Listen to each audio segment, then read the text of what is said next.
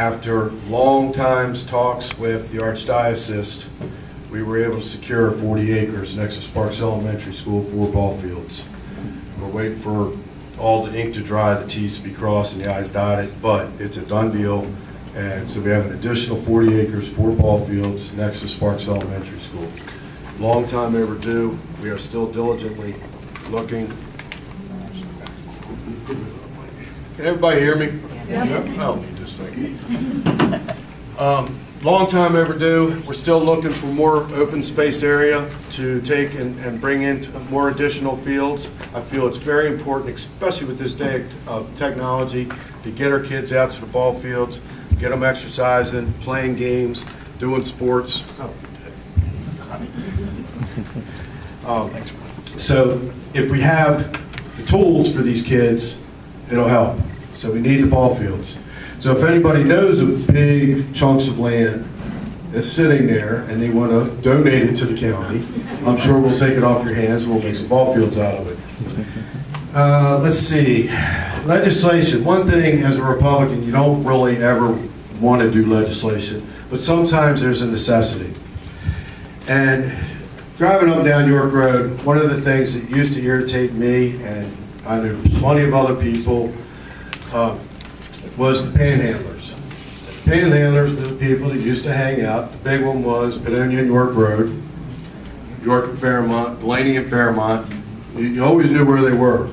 When you pulled up, they wanted $1, they wanted $10, or I loved it. They always used to say, I work for food. So you bring them a bag of food and they said, no, I don't want the food, I want money. So what I did was, there was a small piece of legislation that kind of banded it on side streets and stuff like that. I expanded the law, and it went into effect within the first year of my term, and that's why you don't see them anymore. If you see them down there, the fire department with the boots and all, they have permits. They are legal. The way we set it up was we made it legal if you would obtain a permit. So some of the church groups that actually go down there, they are doing it legally, but it did get rid of the panhandlers. Let's see. I love this one. This one was very controversial. What does everybody think about the deer? Do we have plenty? All right, well, I put a law in that we worked on quite a bit because we had the animal activists on this, and this is why it's called what it's called. It's called deer management.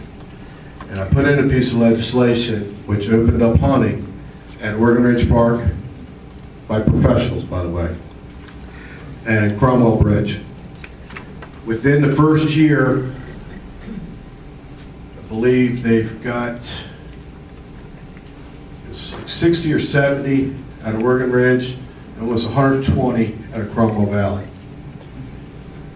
Still wasn't enough. So I talked to the USDA. The USDA does do the hunts, and they are looking to increase them because of the fact of the impact of the vegetation to the forest areas, which was destroying the forest areas.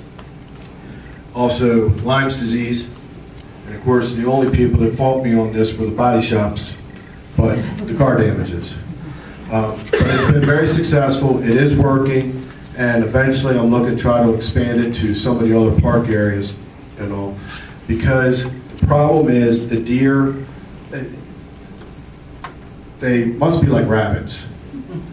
Because it just keeps getting bigger, bigger, and bigger. But I will tell you, one of the stipulations that we put in there is the fact that the food has to be processed by a butcher in Baltimore County as long as it's feasible. But all the food does have to go to the Maryland Food Bank. And that was the most key importance to all of us, because if we're going to have deer management being done on our parks, we want to be able to take care of the people that needed it. And that's been a very, very successful program. Let's see, anything else exciting going on? Well, we got budget season. April 15th, the county executive will read us the budget. I can tell you that I'm hearing little rumblings and all, again, for the 23rd, 24th, maybe 25th year now, we will not be raising taxes in Baltimore County. I'm very proud to say that. Annapolis can't say that. Washington can't say that. But Baltimore County has not raised its taxes. And yes, as my colleague said, we both fought adamantly against the rain tax. I pray that somebody does something in Annapolis to change that, because once they change it down there, we can. You up for that? I raised my hand. All right. I hope it actually happens now, before they get out of session. But I guess the point is the fact that Baltimore County is very fiscally sound, and I'm very proud to represent it. And that by showing you and telling you some of the stuff that we've got going and that we have being accomplished is the fact that not only are we fiscally sound, we're willing to spend the money on the capital improvements. And I'm being told that we have a lot more coming down the pike that will be announced to us, I believe, in, 3 weeks? So myself and all my colleagues are looking forward to what the county executive has to tell us on what's going to be going on into our districts. And then, of course, then we have to go through the budget hearings. And the only thing that the county council can do is cut budget. We can't add to it, can't change it, but we can cut it. So, which leads me into something else. How many Hereford Works we got here tonight? There we go. Good showing. Good showing. I have been involved. I'll honestly say that it's been heavily and deeply involved within the past couple of weeks. I did give out my cell number to a few people. There's a lot of sleepless nights. But I'm happy to say that I have communicated multiple times a day with the superintendent, whether it's by face or by phone. And I have also communicated with the principal, Andrew Last. And I can tell you that work is in progress. Things have been progressing forward, that I have not gotten the door slammed in my face, which is a really good thing, because that would probably really upset me coming from BCPS, being how we do give them $1.4 billion a year. For those of you who didn't know that, they are 52% of our budget. But, so, communicating with them, trying to emphasize the needs of the parents and the students and the teachers of Hereford High School. So I'm hoping and I'm hearing that we should be able to hear some final resolve by Monday.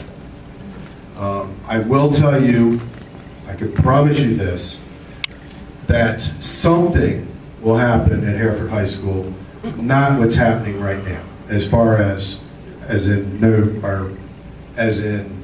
a change across the board. That is positive. So we've got some.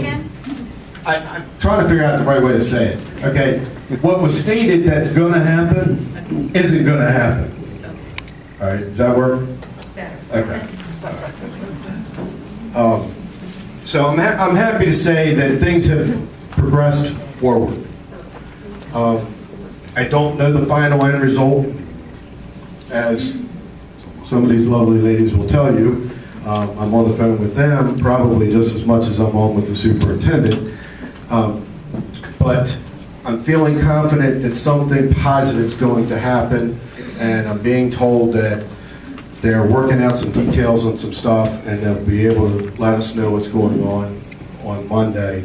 And believe me, you all will be the first to know, because as soon as I know who all to call. So, all right, with all that said, thank you all for coming out this evening, and it's been a pleasure, and I look forward to serving you an additional 4 years. Thank you.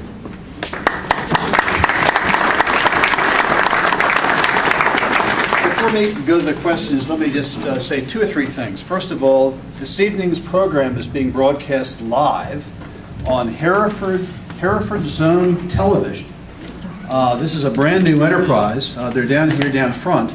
And if you want to watch it again, or you want to tell one of your friends to take a look at it, they can go to HerefordZoneTV.com once they get it loaded on give them a day It's or two. streaming live. It's streaming live now. It's going live now, but if they want to watch it a day or two from now, they can just go to HerefordZoneTV.com and watch it in its entirety, or I guess they can watch a portion of it.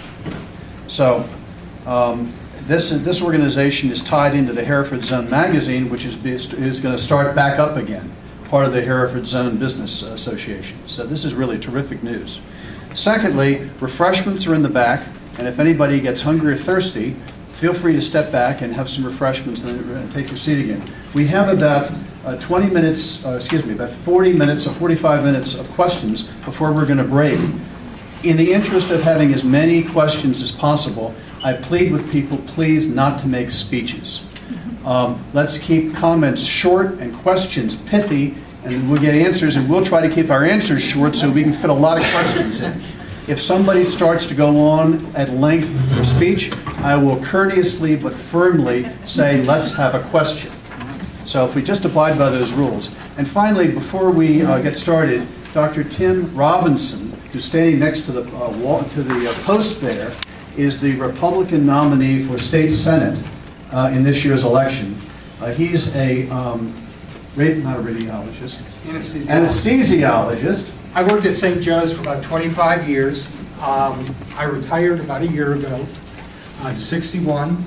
I'm not doing this like Chris because I want to be a career politician. I'm doing it because I want to give back to the community and because I think that we need a change in Annapolis. We need to have fiscally responsible Republicans down there. We need to have a conversation in Annapolis, which we haven't had for a long time. If you look at the last 7 years of budgets, our expenditures in this state, from Ehrlich's last budget in 2007 to the 2014 budget, went up by 30%. In Governor Ehrlich's last budget, he had almost $1.5 billion that went into the funds, rainy day sort of funds. So we were living on less than our means. Today, as everyone here knows, our taxes have gone up. We've had 78 new, increased, or changed taxes, fees, and tolls over this last 7 years. This has to stop. It needs to also be accompanied by a decrease in spending. When any one of us has household income that goes down or our expenses that goes up, we decrease what we get. You don't get steak, you get hamburger. That's what we need to do as a state. As a physician, I'm also very interested in the Affordable Care Act. I'm interested in what we can do as a state government to trim what's happening and get control of this. We wasted almost $250 million in the Affordable Care Act rollout. Nobody seems to care about that in the Democratic administration, but to us it makes a lot of difference. We need to get a handle on the regulations. When a new regulation comes out, we need to demonstrate that it does something at a reasonable cost. And we should be also looking back at regulations that have already been enforced and say, look, this was or was not worth what it cost us. These are the same sort of things that Chris is saying, and we have a responsibility to our children and our communities to elect Republicans to go down and represent us.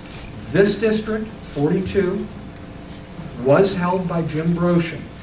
It's been redistricted very heavily. Most of you probably were not in the old 42, but are now in 42. And it's a district that we should be able to win and represent you as fiscal conservatives. Thank you very much, Tim.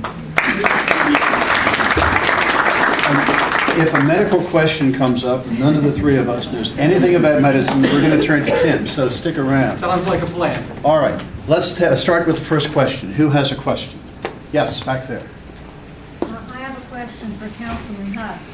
Back in 2012 CZMP, quite a bit of property was upzoned by you, and it was agricultural property.